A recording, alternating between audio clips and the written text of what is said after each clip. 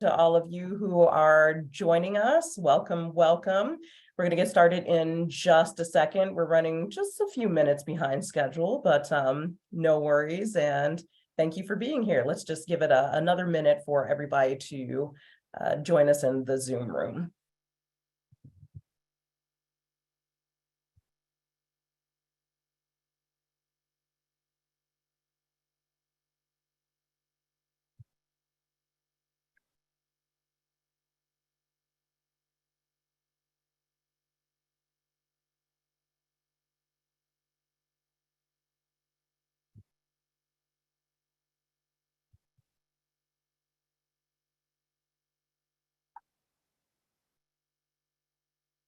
All right, I think that we can go ahead and get started. Hello, everyone. My name is Kalia Souza, and I am the Food System Equity and Advocacy Specialist for Michigan State University Center for Regional Food Systems. And again, thank you for joining us. Just off the top, I'll note that I have come down with a bit of a cold, and I'm not running quite on all four cylinders. Nonetheless, we have an engaging session planned for today. Our center convenes the National Racial Equity in the Food System, or REFS, work group, a community of cooperative extension professionals and community stakeholders who connect, learn, and collaborate to facilitate change within our institutions and society to build racial equity within the food system. As we're getting started, please take a second to let us know who you are in the chat box and where you're joining us from. Today's webinar is the second in a three-part series focused on building more equitable SNAP-Ed collaborations among land-grant universities and state and community partners. Our first session was focused on the SNAP-Ed federal funding equation and how state allocation decisions can inform and impact collaboration among stakeholders, as well as opportunities to advocate and organize for more equitable participation and collaboration in SNAP-Ed. And today we're going to focus on the intersection of collaboration with community food access, nutrition security, and culturally appropriate education. During our first session, I shared that this series is the result of a year-long process that REFs engaged in to identify challenges across the land-grant university system and opportunities for deeper relationship building at the intersection of racial equity and food systems. And I'll just reiterate that the development of this series really underscores the critical role that conversation among diverse peoples, responsiveness to what we're hearing, and a trustworthy process play in any endeavor we take on to catalyze change. Collective vision in SNAP-Ed programming that's built on an understanding of the opportunities to strengthen equity is part and parcel to that. So through this series, you'll hear from representatives across the land-grant university system, federal agencies, state and community-based implementing agencies, and nutrition education partners to help inform those efforts. So as always, before we get started, a few housekeeping items. This session will be recorded and all materials will be shared with registrants in a follow-up email within a week of the webinar. We have time set aside for audience questions at the end of our panel presentations. So I encourage you to ask your questions in the Q&A box, not the chat, but you are welcome to speak and share with one another in the chat box. Our panelists may also answer some of your questions directly in the Q&A box, but we'll also be answering questions live. So next up, we have a poll question to learn a little bit more about you all. Okay, so which statements describe your relationship to nutrition education programming? This is a question that we ask or pose at the top of each one of these webinars, just to give us an idea of who's in the room, who's interested in these webinars. So we'll give you a little bit of time to answer that question, and please mark all that apply.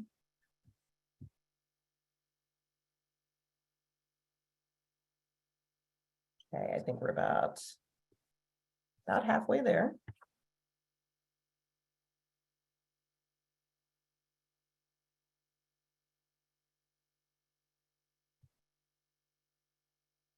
Give it just a little while longer.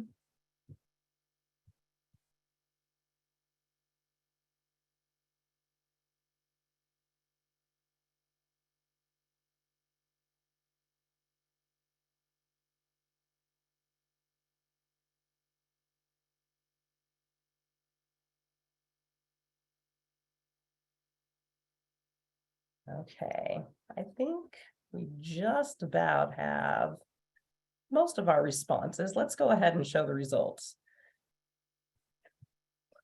Okay, so it looks like about 36% of you work at an 1862 land grant university that is implementing SNAP Ed. And then very close, 30%, your organization or institution partners with an implementing agency. And then we're a little bit more sparse in terms of some of our other responses, working for an organization or institution that is not a university, but implements SNAP Ed. About 20% or 1/5 of you or your organization does not currently implement SNAP Ed at about 10%. So thank you all for participating in that, and apologies that the lighting is changing in my room right now, but I won't take the time to try to chase the light. So thank you for that poll question. We will move on. Okay, so introducing our speakers. Dr. Angela Odom is an associate professor and director of the Food and Nutrition Education and Communities program at Cornell University. Her research centers on understanding the social and structural determinants of dietary behaviors in low-income populations and Black, Indigenous, and people of color, and identifying culturally appropriate programs and policies that promote health equity, food justice, and community resilience. Dr. Odom has over 20 years experience partnering with communities to improve nutrition and health, and she served on numerous advisory committees and boards, including the Institute of Medicine committees to revise the food packages provided for WIC and the Council on Black Health. Dr. Odom also currently serves as the inaugural Equity Visiting Scholar at Feeding America. Cassandra Lehua Park was born and raised in the Ahupua'a of Palolo on the island of Oahu. She is mixed Kanaka Maoli, or Native Hawaiian, whose ancestry also includes Uchinanchu, Ryukyu, or Okinawa, Japanese, Korean, Chinese, German, and Scottish Irish. She received her Bachelor of Science degree in Health Education and minor in Race and Resistance Studies from San Francisco State University. She's currently the program coordinator for the University of Hawaii Cooperative Extension Service SNAP Ed program, and a Master of Public Health student studying Native Hawaiian and Indigenous health. Previous to returning home to Hawaii, she worked in the Bay Area for APPEAL, the Asian Pacific Partners for Empowerment, Advocacy, and Leadership Group, under the statewide Pacific Islander and Asian American Resource and Coordinating Center program, as well as the RPITF, the Regional Pacific Islander Task Force, a tri-county health advisory group on Pacific Islander issues and advocacy. She is an Olapa hula, or hula dancer, of Halau, or Kahiwahiwa, and advocate for issues impacting Hawaii and across Oceania. We also have Shay Austin Cantu. She is the director of Tennessee State University's Community Nutrition Education Program, comprised of both the Expanded Food and Nutrition Education Program, or FNEP, and the SNAP Ed programs. Marion Mosby is the graphic designer and social marketing coordinator for both the Tennessee State University SNAP Ed and FNEP programs, and she has been working in the Community Nutrition Education Program for 4 years. Tennessee State University is an 1890 land-grant historically Black college or university located in Nashville, Tennessee. So with that, I am going to stop sharing my screen, and we're going to transition into our first presentation with Dr. Angela Odom. And Angela, whenever you're ready, you can take it away. And Angela, it looks like we've got you on mute. I'm on mute. Thank you so much. And also thank you for the invitation. I'm just gonna start sharing my screen. Let me make sure.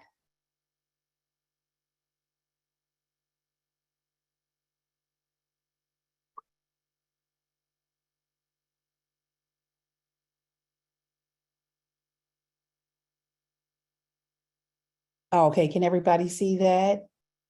That looks good. Yes. Okay, good. So I'm going to talk about an overview of collaboration and culturally appropriate / community responsive interventions. And as was mentioned, I'm Angela Odom, and I'm an associate professor at Cornell University. Before we get started, I just want to acknowledge that Cornell University is located on the traditional homelands of the Gaikono, the Haudenosaunee Confederacy. And it's an alliance of 6 sovereign nations with historic and contemporary presence on the land. I think it's really important as we think about culturally responsive interventions and understand the role of community within these interventions and partnerships, that we acknowledge the history. And that becomes so important as we think about, things don't start with us and they don't end with us. And so our past informs our present, and it also informs the future. And we can make intentional decisions about how we build on the past, but also change as we move into the future. So I'm going to talk about why should we collaborate, just give some definitions, talk about various challenges to collaboration, some facilitators to collaboration, and then just overall tips and some examples that we can use within our work. I want to make sure to give a disclaimer, because any of the recommendations have to be put in the context of whatever structure, whether that be SNAP-Ed or other programs like FNEP. And so how do we include these sort of broader principles of collaboration in the context of what we do? How do we apply them? And I know that the next speakers are going to talk about practical examples.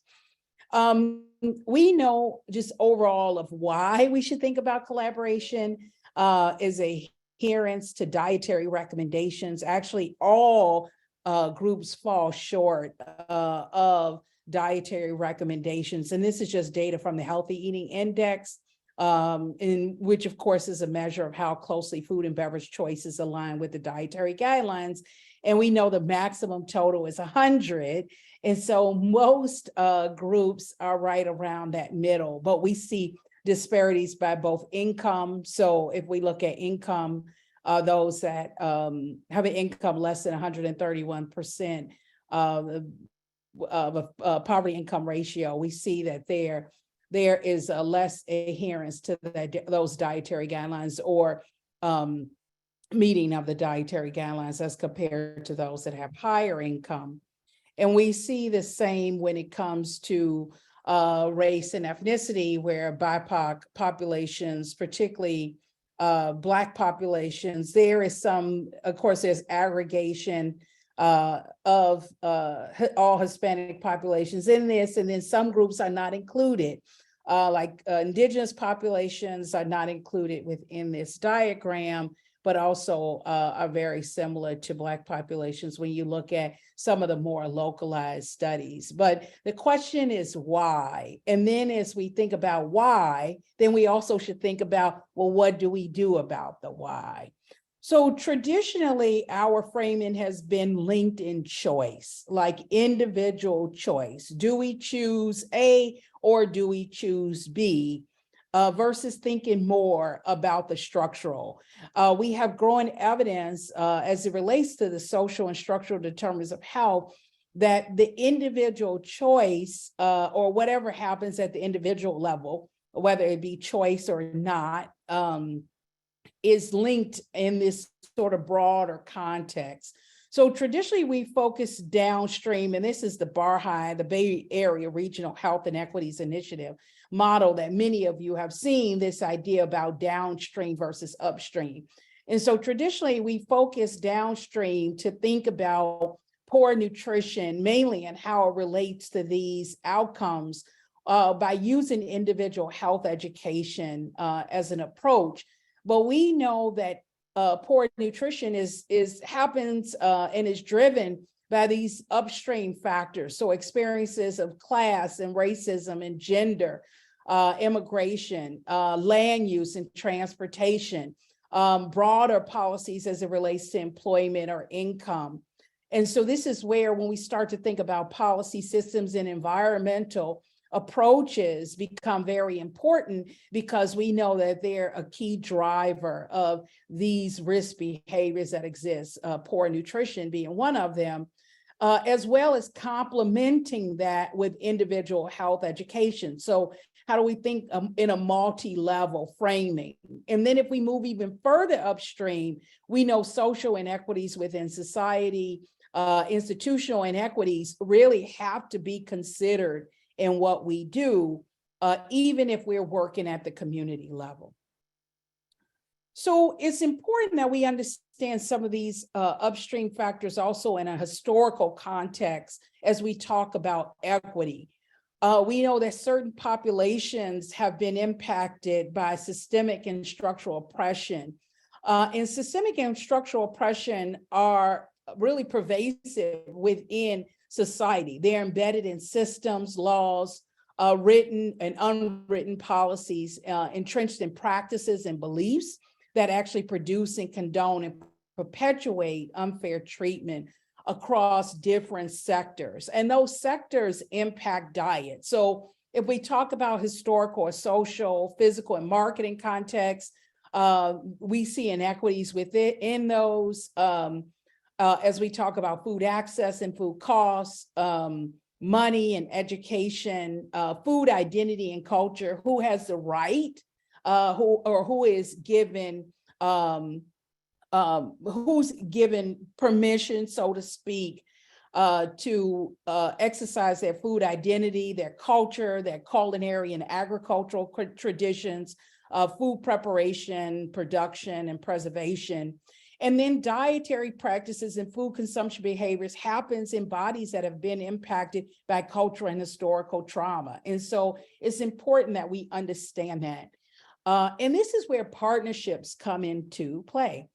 A partnership is a collaborative relationship among multiple organizations in which the risks and benefits are shared in pursuit of a shared goal. And so we have to make sure that an essence of a partnership is about sharing. There is no dominant, although one partner historically may have more resources.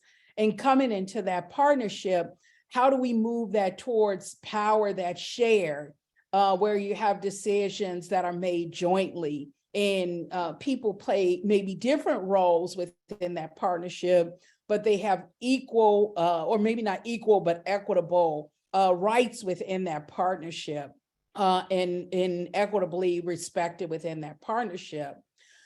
Collaboration is very similar to partnership. It's the actions that happen with the partnership, the activities. And a lot of our focus is on intervening. And although we think about intervening as being bi-directional, we're really having interventions that go both ways. To intervene is to occur or fall between some point in time, usually between what we think of as being the outcome in that intervention that we administer. But that intervention that we administer, we should think about as shared when we think about a partnership. How do people come to the table? How are we collaborating where it's not just bi-directional, but it works both ways? And part of this is thinking of how do we deal with integrity or fidelity. A lot of times we bring interventions that we want to administer, and most of the time there is some requirement around fidelity to make sure that it adheres to that original evidence-based practice. But that's important to consider within collaboration, because collaboration is sort of this ever-evolving thing. And so what does fidelity mean, honestly, in the context of a community collaboration? So I want to talk a little bit about what we know as it relates to collaboration and population health. Collaboration is critical for population health. Partnerships are critical for population health. There's a long literature about how multi-level changes across different sectors within community help contribute to population health. And this is really important in BIPOC communities, so Black, Indigenous, and other people of color, when we look at communities, because traditionally we've had narratives about BIPOC communities that seek to divide and marginalize versus unify, in putting people at the leadership of their own experiences.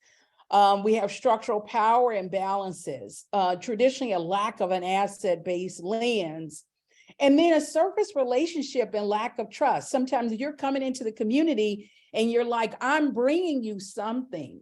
I'm bringing you something. But it's important that we understand that this can become a surface relationship because, again, it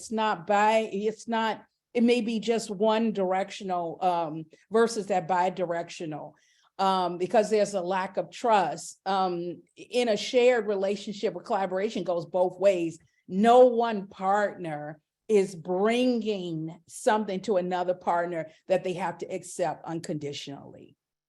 Limited funding and time, and then also institutional culture and rewards that align with short-term outcomes versus justice, equity, diversity, and inclusion, which link to required practices and historical norms.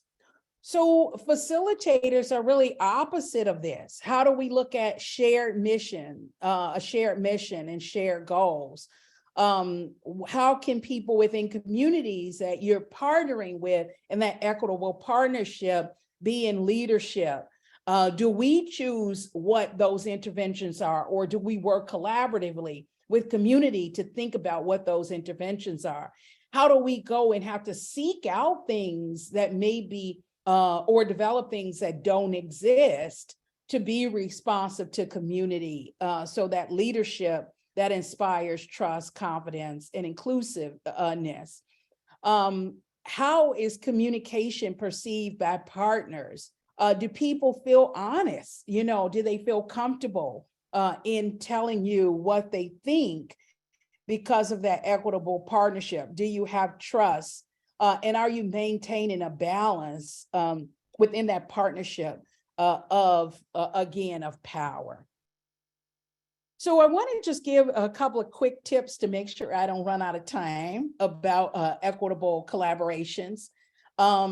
Community is a complex system to talk about cultural competence, humility, and wealth, and this focus on power and community capacity building.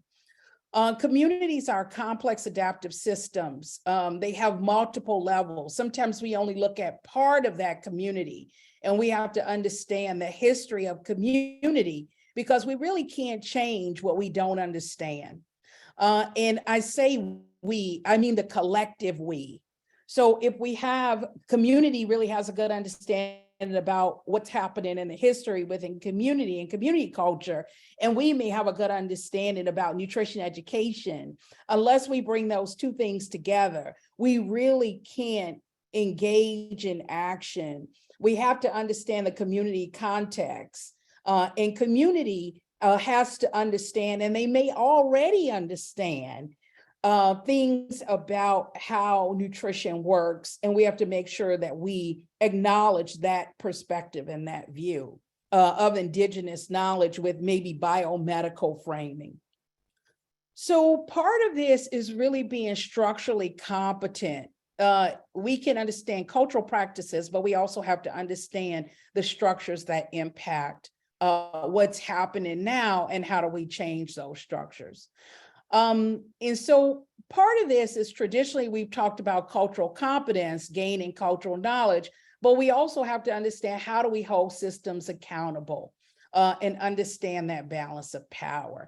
And there's a couple of models that relate to this. One is the model of cultural wealth.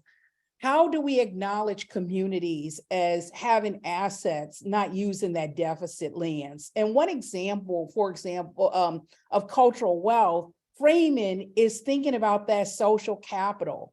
How can we work collaboratively to think about networks of people and community resources?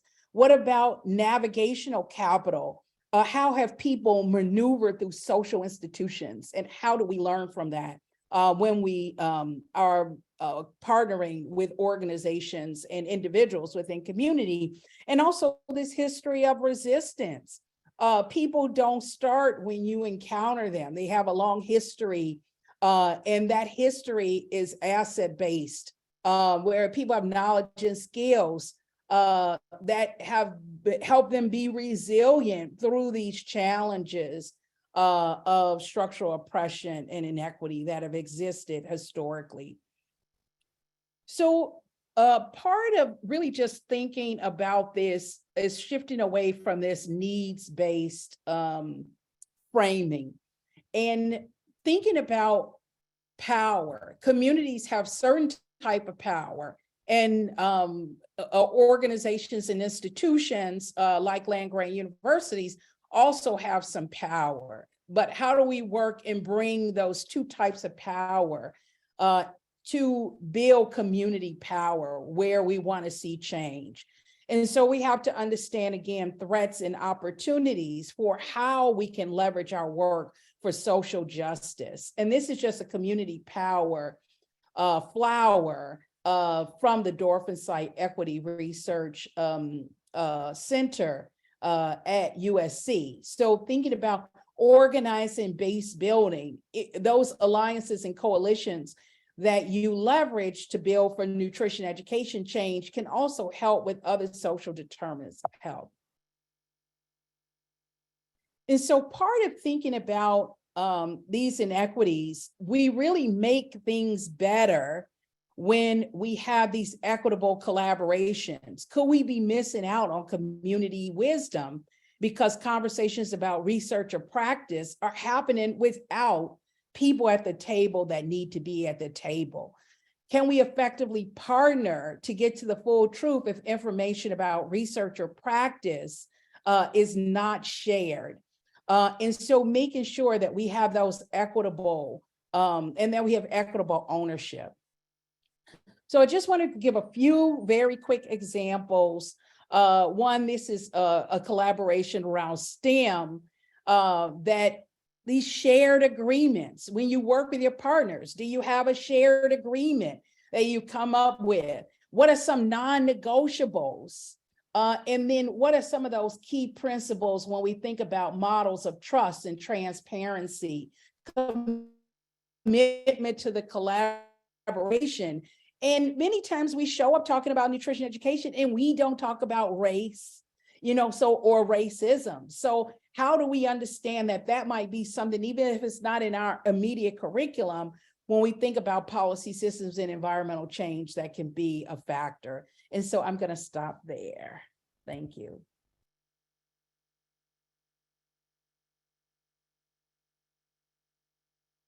All right, we are going to transition to our next speaker, Lehua with University of Hawaii, whenever you're ready.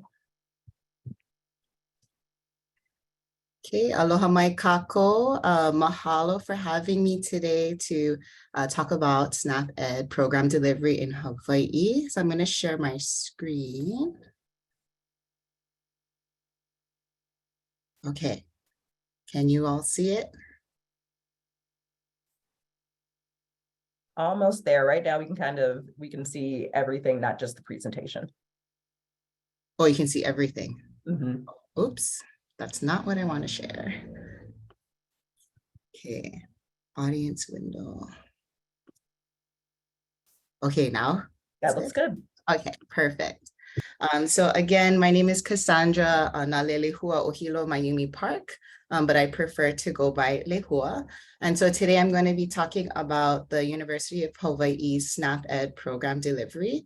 And so I just wanted to explain a little bit of background about SNAP Ed in Hawaii before I get started. So we have two implementing agencies. One is the University of Hawaii, which I will be speaking on behalf of. And we also have the Department of Health, which serves as the second implementing agency. And so most of what I'll be speaking on is from the University of Hawaii perspective, but also in particular direct education. And so I'm the program coordinator for the direct education component. And we also have a PSE coordinator. I will be touching a little bit on PSE, but mostly focusing on direct education. So before I get started, I just wanted to give a little bit of an overview of what I'll be sharing. So we're going to start with the context of Hawaii and who our participants are, and then leading on to the unique challenges and strategies that we're using to address them. And then a lot of the presentation and the focus of our webinar today is the way in which relationship building, or Pilina, is critical to SNAP-Ed direct education program delivery. Okay, so in Hawaii, about 1 in 4 adults are obese, and we have here data from the Hawaii Health Matters, and they have pulled data from the BRFIS in 2020, and overall the rate is 24.5%. And so while this rate is better than the median value for all states and territories, which is about 31.9%, there are disparities between different groups that we can see here. So green indicates that they're doing significantly better than the overall value. Red means that they're doing significantly worse, and blue indicates that there is no difference between the overall value. So we can see here that Native Hawaiian and Pacific Islanders that are living in Hawaii may be experiencing obesity at disproportionate rates compared to other ethnic groups. And then this data here is from our needs assessment that was done for our previous SNAP education plan. And it found that nearly 60% of low-income adults in Hawaii are either overweight or obese. And this is how we also identify what target areas we want to focus on in Hawaii, because we're pretty widespread. And so obesity rates are highest among low-income residents that are in Honolulu County, in the Nanakuli and Waianae area, and this is on the west coast of Oahu. So the entire island of Oahu is considered Honolulu County. And so Waipahu and Ewa, we can see here at 65.4%. For Maui County, the island of Molokai has about 68%. And so Maui County incorporates 3 different islands. So that's Maui, Lanai, and Molokai. And then for Hawaii County, that's the Hawaii Island, the largest island. And so we have 63.4% in Hilo. And then Kauai County is Lihue and Waimea. So these are the areas in where we target our services. So just some more background of where we service. So census tracts have been ineffective for identifying low-income areas in Hawaii, and this is largely due to the limited land available, but also the state's strong appeal for out-of-state and international real estate investors. So you have multiple incomes that may be living in a particular area, and this overshadows those. And those that may be high income may be living in the same areas where low income individuals are. So, and we also don't have any boroughs or townships. And so we use the census designated places to indicate where our populations may be. And we see here it's less than 185% because this is from our previous needs assessment, but we can now service those up to 200% of the federal poverty level. But for Honolulu County, we have this image here, and you can see that orange area, and that's the area of Waianae and Nanakuli, where we have low-income individuals that are obese, are in particular this area. And this is also a large Native Hawaiian community out on the west side as well. And you can see just the various pockets of individuals or our target audiences. Okay, and just some demographic information about our SNAP-Ed audiences. And so this is the race and ethnicity of incomes below 185% of the federal poverty level. And you can see we're largely mixed here. So we have about almost a quarter Native Hawaiian or Kanaka Maoli, and then Filipino, we have 22.7%. White, we have 17.8%. And so you can see with the different racial and ethnic groups. These other 2 gray areas here were American Indian, Alaska Native, and then we have other for 2.4%. So as you can see, like based on my bio that we shared earlier, if you are born and raised in Hawaii, we're largely mixed. So you'll rarely have a class where it's just a single type of ethnic or racial background. Most places here are very mixed, and many of my own family and friends were like mixed of like 4 to 6 different ethnicities. And that's because of the history of Hawaii and the plantations. And so a lot of different ethnic groups were coming to Hawaii to work. So in 2022, fiscal year 22 in November, we conducted a SNAP Ed program evaluation. And this was in partnership with the Office of Public Health Studies, which I am also a student in.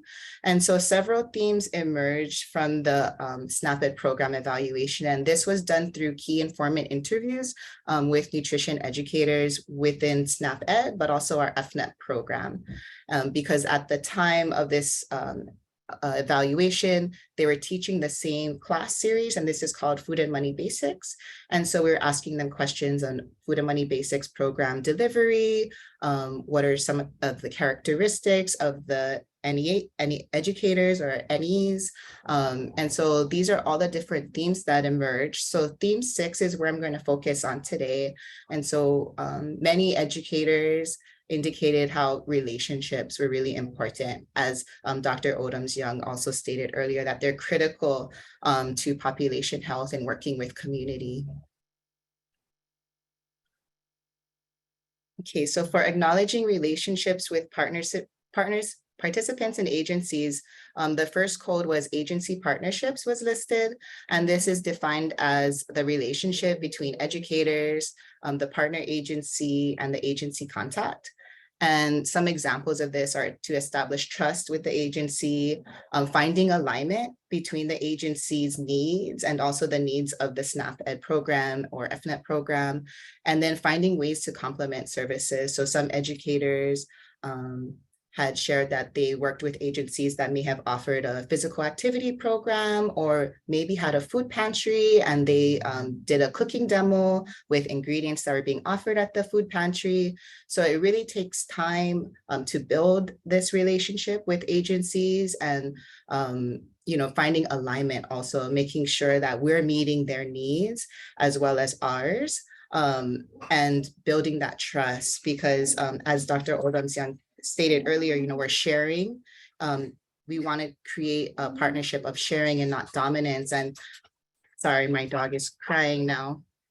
But you'll also rectifying the relationship that University of Hawaii has with some community agencies, and historically it has been a more dominant relationship. So also, rectifying that relationship and establishing trust is really important from the beginning.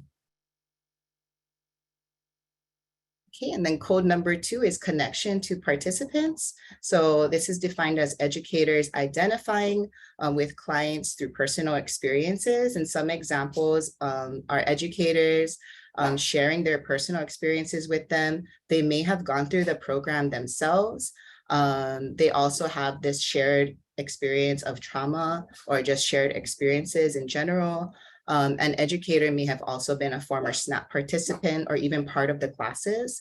And then lastly, building relationships with clientele. And in Hawaii, there's, we refer to our elders as auntie and uncle. So in some classes, we do have participants referring to our educators as auntie. And so it's really establishing that relationship with them is important. And so when we're hiring and looking for educators, we look at their connection to community. And a few of them actually have gone through the SNAP Ed program themselves, or they may have been on SNAP or maybe currently on SNAP, because our educators, they're hired on a part-time basis. And so they may have just this job or they may have another job. So they really understand what the participants are going through. And this is really important. And some educators may have also gone through the agency programs that that particular group is going through, so they can connect with them in that way, because they understand where the participants are and what are their priorities at the moment. And then the last code for this is code number 3, dedication to service the community. And this is defined as educators sharing their desire and passion to serve the community. And some examples are getting to know the clientele who may be from different backgrounds, recognizing community needs. And there's this large sense of wanting to give back to the community that they serve. And then they're also encouraging and motivate the participants as well. And so when we also select educators, we try to pick individuals that are living and work, or they have their children in the schools that they're servicing, so that they can understand the needs of that community. They know what the community is going through. We do have some cases where an educator may live on one part of an island but service another part, and this is because they have this tie-in to the community, and that takes a lot of time to build, right? So we allow educators to service different agencies depending on the relationship with the agency. And this is also a really important, it's getting to know the clientele who may be from different backgrounds, because we may have a class where it's different groups, different experiences.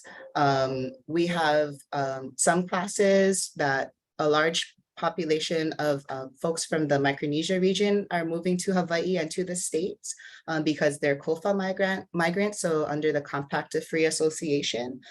So a lot of folks from these territories are moving to Hawaii, so really understanding their needs and their backgrounds is important, and just acknowledging too that we don't know everything, and that's okay. And I'm always telling my other educators that it's okay if we don't know everything. And so, the participants have so much knowledge themselves, and to use it as an opportunity to learn with each other in these class settings is really important. Okay, so a little bit of background on the issues in Hawaii, and this is really important, and I wanted to touch on this. So as I alluded to in the beginning, housing in Hawaii is one of our greatest challenges due to the limited land available and the amount of out-of-state or even out-of-country real estate investors. Also, the military occupies 5.6% of Hawaii's land, which is the largest percentage compared to every other state. And as more land is being purchased and occupied by outside forces, the housing market has become out of reach for many Hawaii residents and families, especially those who are low income, and in particular, those who are Kanaka Maoli, who are indigenous to Hawaii. And so if a large percentage of Kanaka Maoli are actually houseless. We don't say homeless because Hawaii is their home, and they don't want to live anywhere else. They're going to stay here. And so what we're seeing now in housing in Hawaii, this is the percentage of households in which occupants spend 30% or more of their household income on housing costs. And you can see for each county, it's higher than the US value of 31.3%. And Honolulu is the highest at it's at 40%.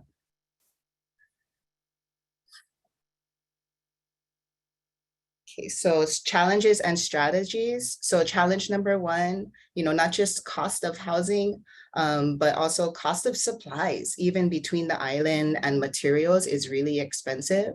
What we learned during COVID was for many people, this wasn't a priority for folks, nutrition education. People people were looking for ways to stay housed and just access to food, because food is also really expensive here. So in our classes, a lot of people, the first thing they come into the class asking to learn about is how they can get more food, how they can sign up for SNAP. And in SNAP Ed, we can't do that. But what we do is we work with Helping Hands Hawaii, which is a SNAP Ed outreach provider, and we provide them their information. And we actually will recruit at some places with Helping Hands Hawaii. And so the strategy to address the limited funding and high cost, which is only going to go up, but what we're doing is limiting travel between islands. So what we also learned during COVID, and this is one benefit to COVID, was that we were able to meet virtually. Our staff all had to be trained in, setting up Zoom meetings. And so it's been much easier now that we've been doing this for the past few years. We've also hired staff on other islands where we weren't previously. So we now have an educator on Hawaii Island and on Molokai to provide support for direct education. But also when we have PSC interventions that are being delivered in those islands, they can be on the ground there delivering helping with the PSC as well, not delivering it, but helping. And the second challenge here, evidence-based programs are not rigorously tested among minority or multicultural populations. And this is being addressed through working with staff from other federal assistance programs. So we know that we have to serve evidence-based programming. However, when you look at the research that's available, there isn't a lot among minority ethnic groups, especially like indigenous groups or even multicultural groups. And so what I'm doing in my work as a public health student and also my work with SNAP Ed, I'm working with folks from WIC and FNEP to conduct research on program evaluation tools.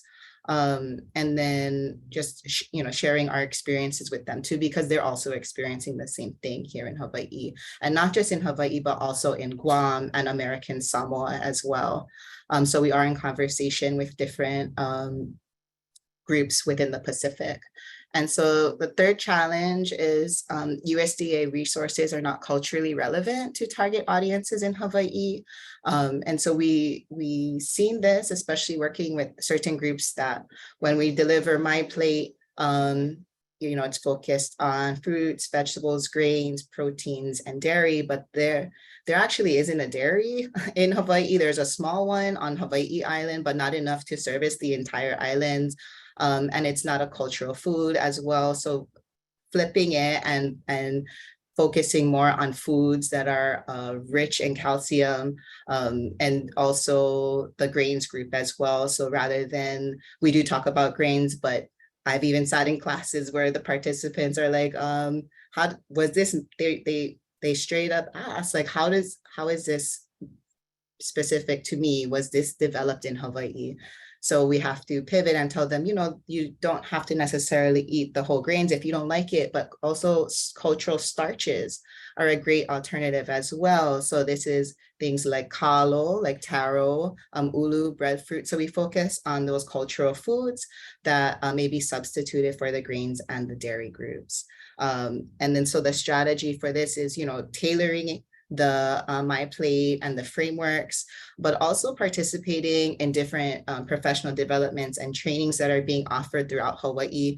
And this is being done through the UH Office of Indigenous Innovation. And so it teaches professionals throughout the islands, but also in the continent, on how to integrate ethical program design in a Hawaiian context.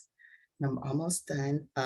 So just wanted to close out with this Olelo no Eao. So it is a saying, a proverb in Hawaii, and these were written by Mary Kawena Pukui.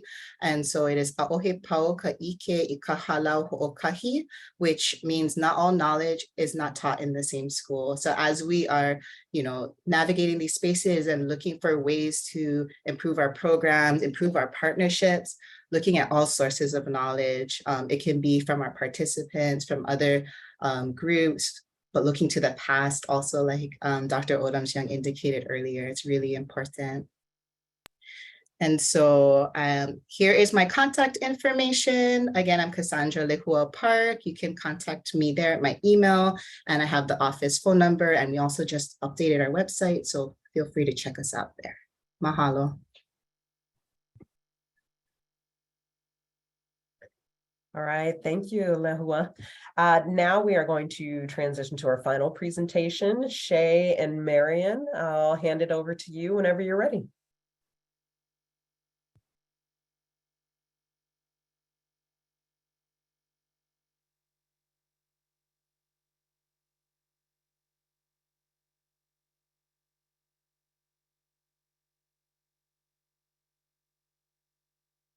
Can you see the screen? Okay. Looks good. So good afternoon. My name is Shay Austin Cantu, and I'm the director of TSU SNAP Education and FNEP program. We are located in Nashville, Tennessee, and I'm joined today with my colleague, Marion Mosby. She's our graphic designer. And also wanted to let you know that we are an 1890s historically Black college and university, of which there are 19 in the nation. 9 receive SNAP education funds. And of those, we are the largest in the nation with a whole staff of 10 educators out in the state, and also another 10 state staff located in Nashville. And today I'd like to talk to you a little bit about how we built a social marketing campaign with diversity and inclusion as an anchor and how that came about. So next slide. So the problem is that we are in the highlighted counties that you see in the state map, so 7, but of those 7 counties out of the 95, 4 out of 10 Tennesseans live there in those 7 counties. And 2 out of every 5 SNAP households in the state are there as well. And 1 out of every 4 children, particularly in the Delta area where Memphis is and Shelby and Lauderdale and Tipton counties, are food insecure. And so that's the problem. And what we're trying to do in those 7 counties with direct education, we're not large enough to reach all that we could. So what we wanted to do in the 3rd quarter of FY19 was to build a social marketing and branding campaign. And we worked with a PR company in Nashville called MEPR. And in the next slide, you can see our new brand that came about with that work. Oh, I'm sorry, I'll show you in just a moment.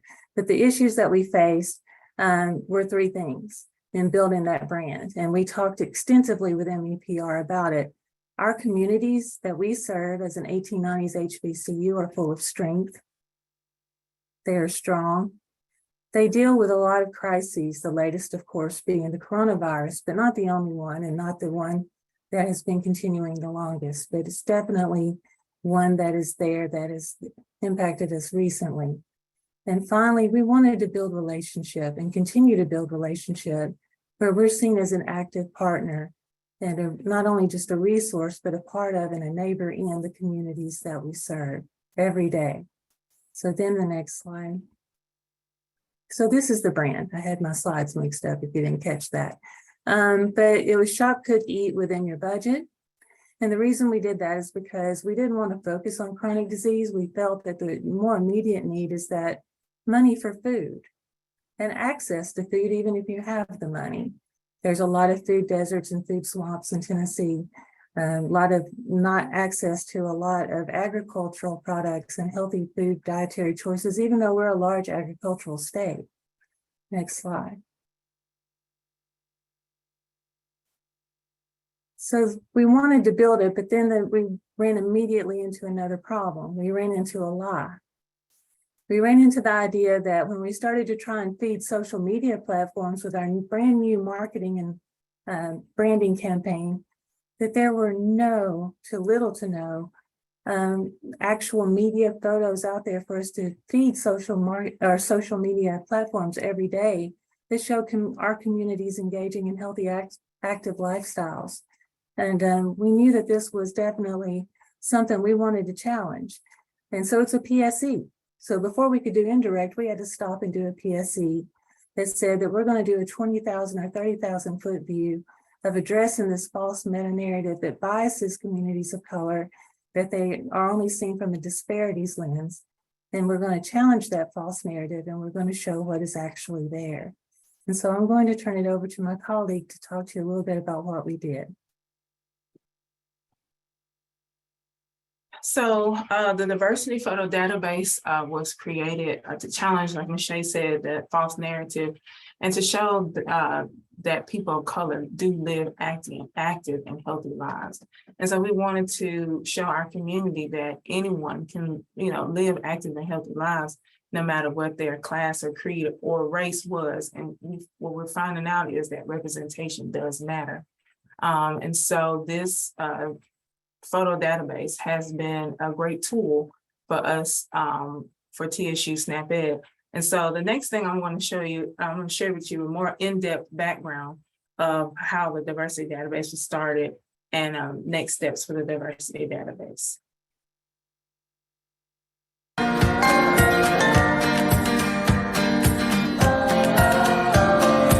In seeking to launch a social marketing and branding campaign in 2019, Tennessee State University's SNAP Education found it challenging and almost impossible to find families and individuals of color engaging in healthy lifestyles represented on the internet and other media sources.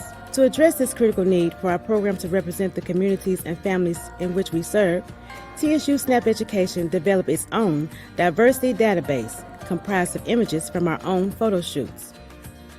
We recently expanded our database to not only include photos, but videos as well. All videos and photos are done in-house and taken by our SNAP Education graphic designer and videographer.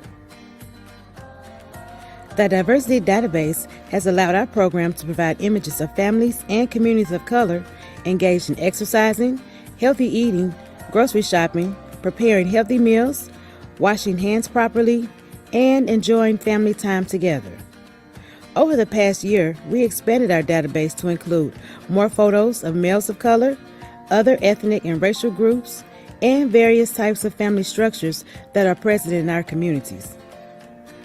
Images from the diversity database are used to enhance the value of our publications, social media postings, bus campaigns, and all other media sources used by the program. The diversity database was showcased at national conferences in 2021. Photos from the diversity database were used for a bus advertisement campaign in conjunction with the Memphis Area Transit Authority in Tennessee. The bus ads used interactive media through Kahoot, a game with a QR code on the interior bus ads. The bus advertisement campaign prompted interest to use the database by colleges, universities, and nonprofit organizations around the country. Diversity database photos were used also in the Food Trust National Report, SNAP Ed in 1890 Historically Black Colleges and Universities, Lifting Up Communities for Healthy, Active Lives. The report was published in August of 2021 and funded by a grant from the Robert Wood Johnson Foundation. Through building the diversity database and keeping with our marketing campaign, Shop, Cook, Eat Within Your Budget, TSU's SNAP Education program reached over 3 million Tennesseans with indirect education in FY21. Since the program started utilizing social media platforms, the social media and marketing campaign has increased each programming year and has sustained the program throughout the COVID-19 pandemic as the programming moved to a virtual platform. Diversity videos and photo shoots were also done to aid in sharing information as the do's and don'ts of grocery shopping during the pandemic. The diversity photo database was also submitted for possible inclusion in the National SNAP Education Toolkit. The SNAP Ed Toolkit is a national database of evidence-based interventions that is utilized by programs across the country to strengthen the impact of helping SNAP-eligible audiences make healthy eating and physical activity choices on a limited budget. If our diversity database is selected, then SNAP education programs across the nation can complete our license agreement and receive access to the database on an annual basis. The future of the diversity database includes continuing to incorporate more ethnic and racial groups, ableist populations, and more various types of family structures that are present in our communities. Such a database has already proven to be an effective tool to reach underrepresented groups who are eligible to participate in community nutrition education programming across our state and hopefully the nation. And so I don't know if you all caught it, but we did submit our diversity database to the SNAP Ed Toolkit, and in 2022, earlier this year, it was accepted. So we have been included into the into the SNAP Ed Toolkit. It is the first of its kind to be included into the toolkit, and to our knowledge, we are the first 1890s to be included into the toolkit. So that is there for licensure if you would like to check it out and see, a preview of the diversity photo database. So because of the diversity photo database and the branding templates and things that were created for us for MMPR, we were able to tailor our social media to our communities. And so our posts, we were able to use our photos for our posts. We have a quarterly newsletter that goes out. We use most of our pictures for the newsletter. And then we were also given recipe templates And so we cater our templates to how we teach in our classes, our recipes that we teach in our classes.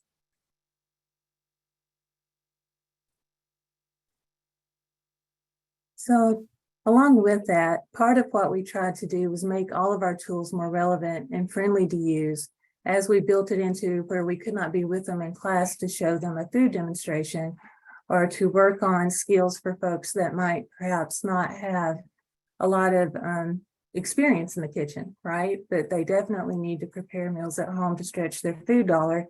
We decided to change up our recipes along with the templates that we gotten from MEPR. So instead of ingredients and directions, we said what you need and what to do.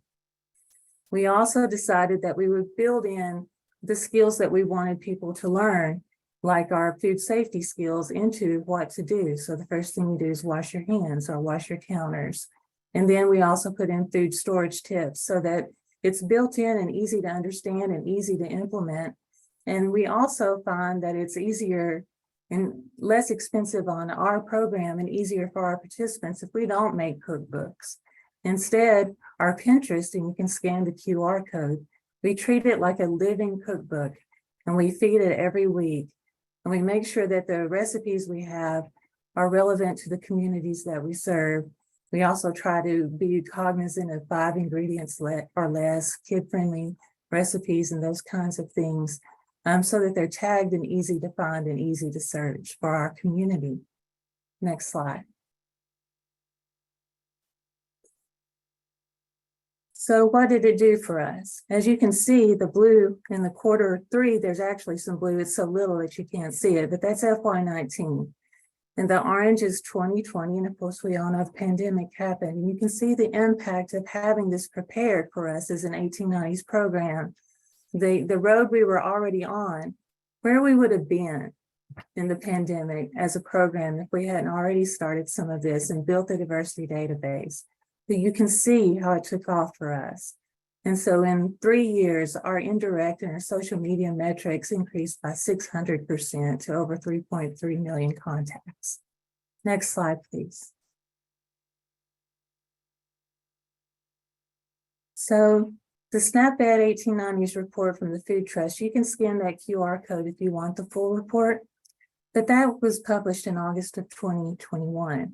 But then in the fall, we were approached by the Food Trust again to build on what we had already done with our diversity database and our social marketing program to expand that. And I'm going to let Marion speak a little more on that. It was her project. So for this year, 2022, we have been filming and interviewing and editing a documentary. It was based off of the Food Trust report, SNAP-Ed at 1890s.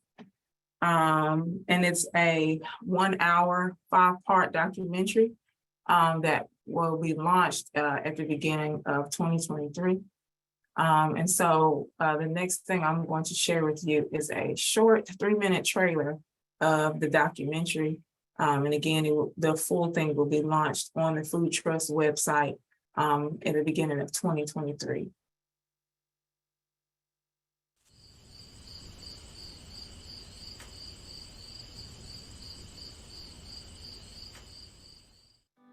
Across the United States, nearly 40 million children and adults live in communities where a healthy diet is out of reach. SNAP-Ed plays a key role in improving these statistics. Among SNAP-Ed providers, the 19 higher education institutions across the country designated as 1890 historical Black colleges and universities are particularly well positioned to serve these needs. 1890s plays a crucial role in supporting historically excluded individuals, those most impacted by obesity and other diet-related diseases. While all 1890s are eligible to receive SNAP-Ed funding, only 9 currently do, with 2 recently receiving funding in fiscal year 2022. The study found the following. 1890s have a proven record of success in reaching and effectively improving the health behaviors of individuals and environmental supports in the communities they serve. Among the 1890s that do receive SNAP-Ed funding, Many received smaller grants than the 1862s and other SNAP Ed implementing agencies. Some states do not have an open application process for applying for SNAP Ed. Agreements with SNAP Ed state agencies and 1862s may limit geographical reach for 1890s in some states. Some states do not receive 100% of the required state match for federal land grant funding. 1890s have successfully demonstrated their ability to improve the lives of the nation's most vulnerable, yet too often do not receive equitable funding from programs such as SNAP Ed. Efforts to increase the number of 1890s that administer SNAP Ed will lead to improving equity and reducing the incidence of diet-related disease. To accomplish this, a number of barriers need to be addressed. State agencies, 1890s, and 1862s should work together to develop processes for equal access to financial resources and technical assistance. State legislators also must provide a required match for all land-grant universities. Most 1890s have been deprived of SNAP Ed funds and the opportunity to participate in equitable practices for administering the program for far too long. By working together on implementing the recommendations set forth in this report, these complementary entities can better serve our community's most vulnerable populations and ensure that everyone has a seat at the table.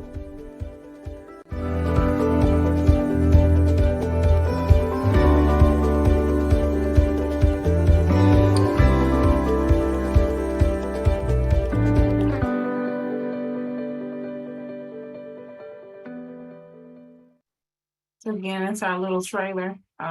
I hope it piqued your interest to check out the full 5-part documentary when it is posted. So the next thing I'm going to share with you is another project that we are working on. And it's called Shop, Cook, Eat, Activate. And it is a podcast. We have started a podcast.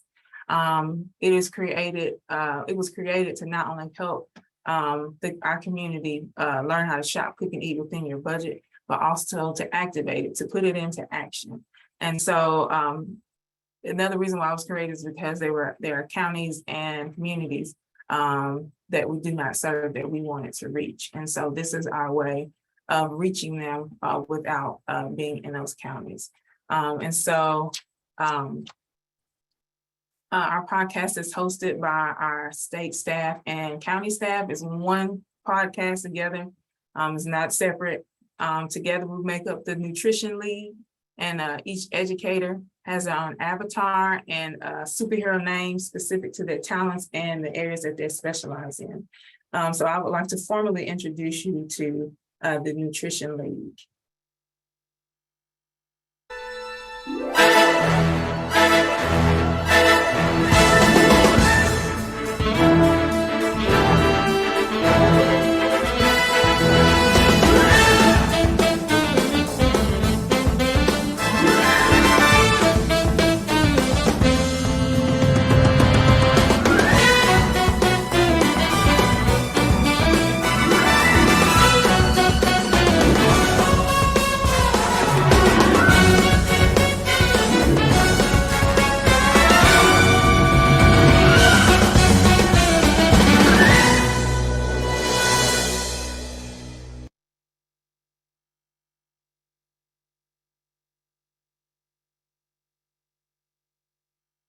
So in closing, we thank you for your time today, and we appreciated the other speakers that were here.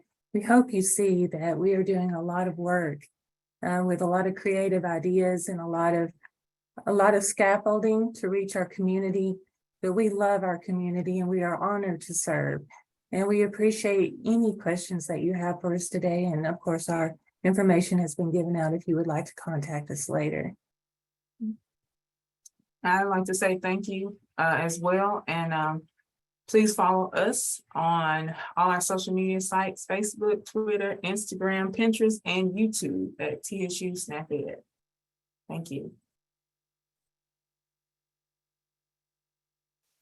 Okay, we're going to transition to some questions and answers I can't stop smiling. This is such a good presentation put on by all of our panelists. So a couple of things to start off with. I did notice that we had some Q&A that came through, and Lehua answered a question from Teresa about hiring people who have lived experience to be nutrition educators, and trying to balance the part-time grant-funded nature of these positions with the importance of sustaining a thriving wage among employees. And I just want to use that to kick off a conversation about this intersectionality of food security, and then things like housing access, or we've talked about land access. Just some of the thoughts you have, panelists, on how all of these issues intersect.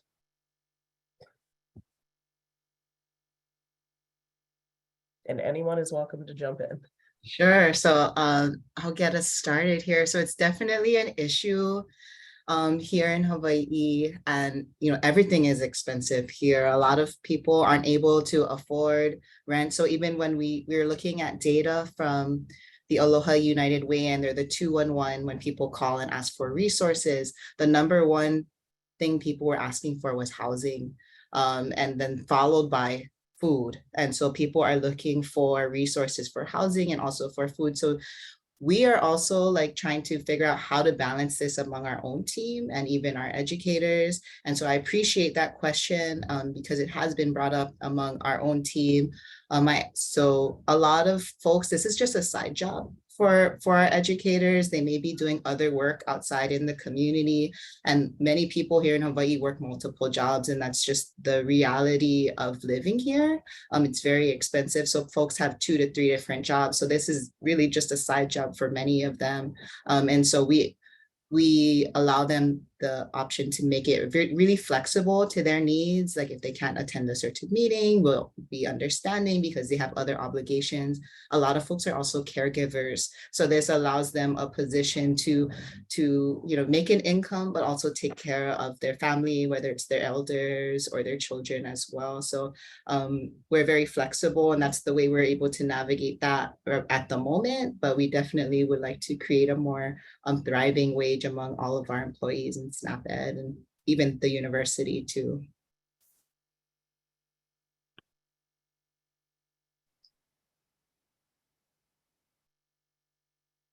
All right, other thoughts from our panelists?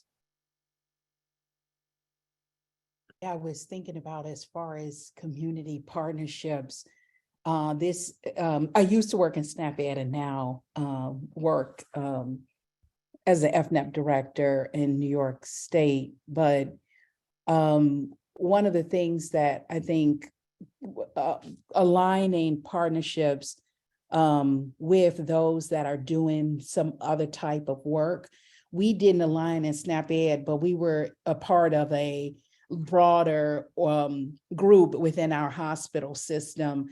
And that hospital system had partnered with Housing First. So this huge movement around housing as health. And so I wonder, and I hadn't thought about it before until you mentioned it, if that might be potential for nutrition education as well, if we could partner with some of the housing organizations, because our emergency room, for example, found that to be very successful.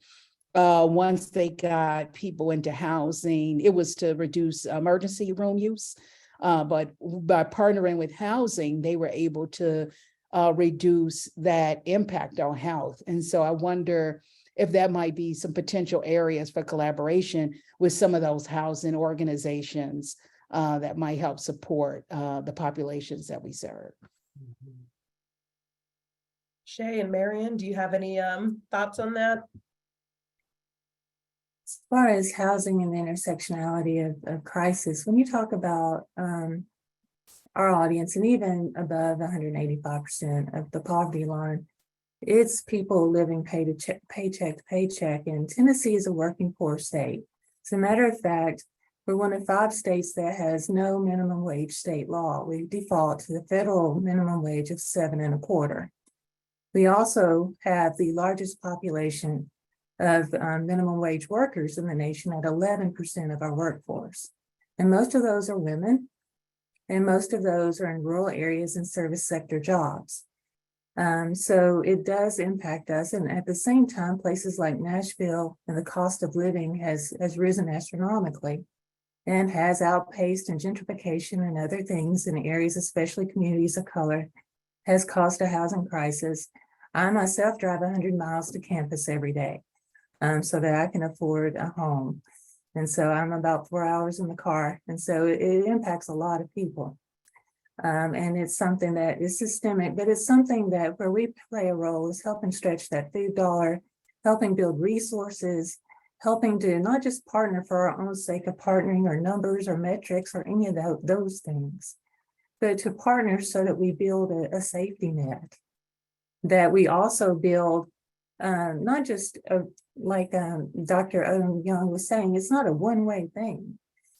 We also build a resource so that we hear and know and learn how our practice should turn. We should always be learning to address things like inflation and the housing crisis and lack of jobs or coronavirus, or we've been through it. So, you know, practice and what I thought when I started my career and where I am now, 20 years later, the things that we face, maybe they come faster than they did.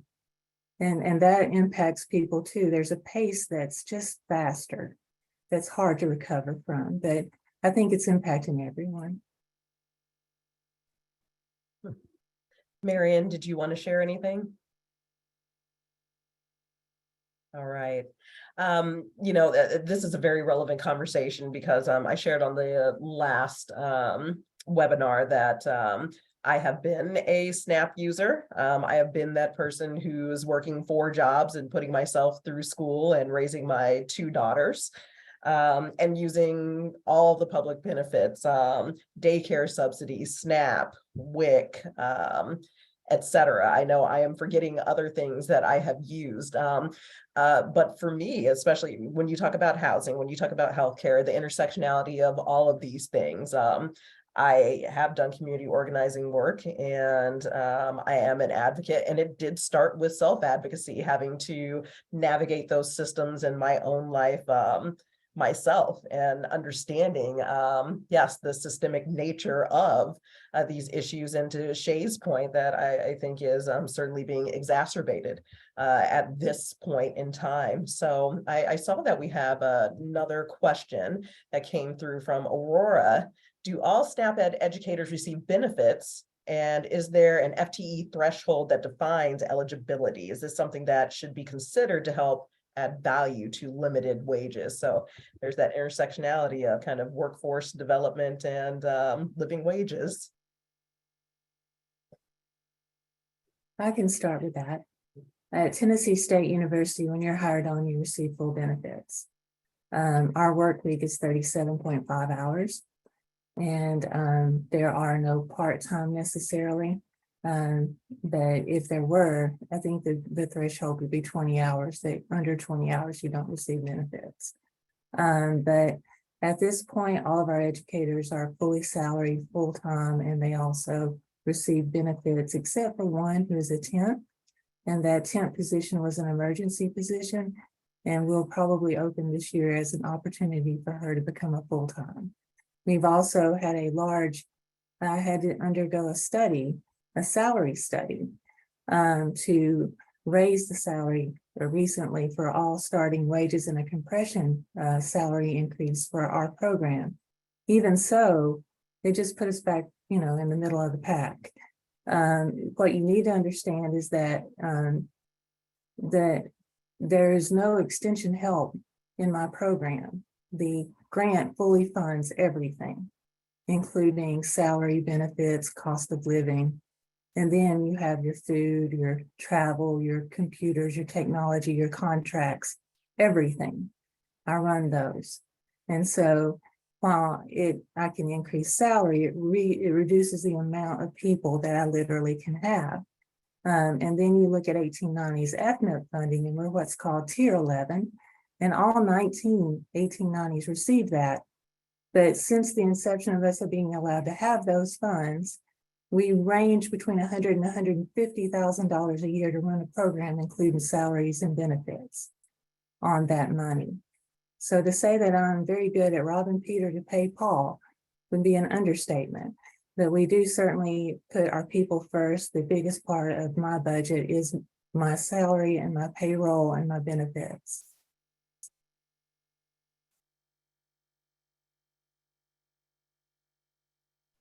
Yeah, I just want to echo that. We do the same thing for University of Hawaii. So largest part of our budget is payroll as well. They start off as 0.5 FTE, but they can make their way up to 1 if they are interested in it, if they want to do that. So we do have one educator that's full-time. We have several that are 0.75. Most are 0.5 because again, they have all these other roles that they play in their life and can only do the 0.5. But we do offer that flexibility, full benefits. There's the tuition waiver. So I'm also encouraging them, if you want to go back to school and advance your degree, go for it. So I'm always encouraging them to take advantage of that too. But, it's also a lot of time constraints on that end. But yeah, that's Hawaii's perspective. Angela or Marion, did you want to add anything? Okay, so I'm afraid to ask this question because it's a big question. I know we only have a few minutes left, but I heard from all three of you in some way, shape, or form talking about narratives. So I'm curious to know some quick thoughts, and I know this is going to be a monumental task, about narratives and this competing tension between food identities, historic and cultural trauma, and taking an assets-based approach.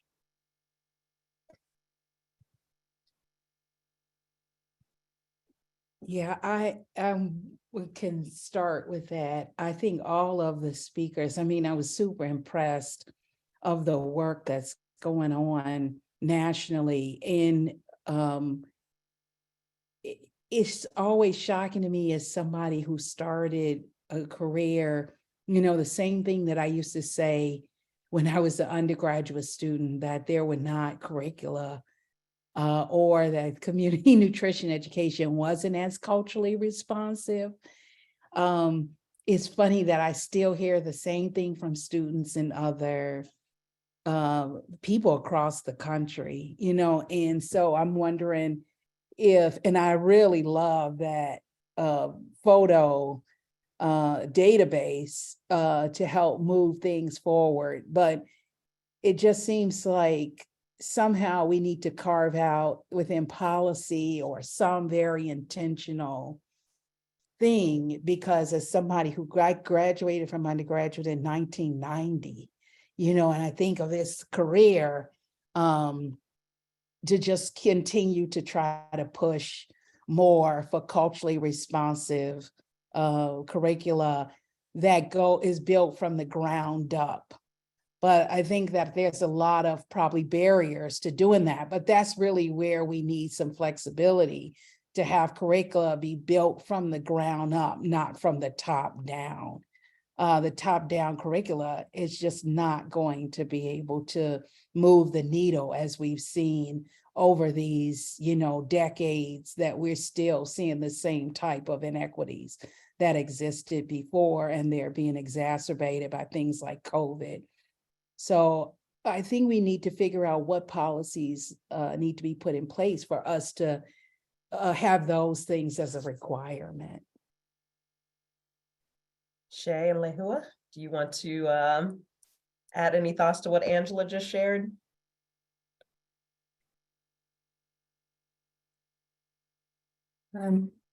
Okay. I was going to say that one of the things that we do very intentionally in our program is we are determined not to be like any other SNAP Ed program, but to serve the communities that we serve, to look like, to feel like, and to do things that interest our community. And all that within being compliant, right? But one of the things that we talk about all the time is what foods, what recipes, what pictures, what curricula, what lessons, how could this be taken, right? What does this mean? And also we have conversations around, if you will, what is it that we're trying to do? Are we trying to download a 4-year nutrition degree in 6 to 8 lessons? Or are we trying to help the community survive and thrive? And so, I choose survive and thrive. The community's smart enough to go to one of our institutions if they want a degree. I want to teach things that immediately are applicable and that make sense and that are what they want. And so that takes a relationship. And what I find is that is our strength. And so for me, I always tell mine that, the little engine that could was TSU Blue for a reason. That I'll put this program up against anybody. We always punch above our weight. And that I'm very proud of how we reached our community and how we care. One of the things that bothers me is that for as long as the USDA and Extension and SNAP Ed and FNAP have been around, we still have hungry children. And there's just got to be another way of doing it. And so we've got to figure that out. We've got to answer that. There's no reason that we have hungry children and hungry families. And that's really what it's about. So whatever I've got to do. But one of the things that we enjoy is, what does the community celebrate? So we really celebrate Juneteenth, or we really celebrate other kinds of things around our HBCUs. Are we, so there's flavor in all of our programs that they shouldn't look alike. No matter who you are or where you're at, your program should look like your community. Lehua, anything from you? Yes, I just agree with everything that's been said already. In Hawaii, we're very unique. And so what we're often pigeonholed to do with different programs is just take something that was already developed and then tailor it to the culture in Hawaii, but that doesn't work. It hasn't been working. And so what we're looking at doing, something we're starting to talk about is how we train, looking at how we train our educators, or how we are training the individuals that are going out to teach these things that are rooted in the values of Hawaii. And also building something from the ground up, as Dr. Odom Young had stated, because these other frameworks, they're not rooted in the values of Hawaii. So building something from the ground up that understands and is place-based is really important for us, because we have so many different cultures here. So we're looking at more place-based learning. And I think that's maybe one method we can do for across all the states, is to look at, what are the specific values and what are things that are important in the places that we service, and building up from there. And so that's something that we're looking at right now.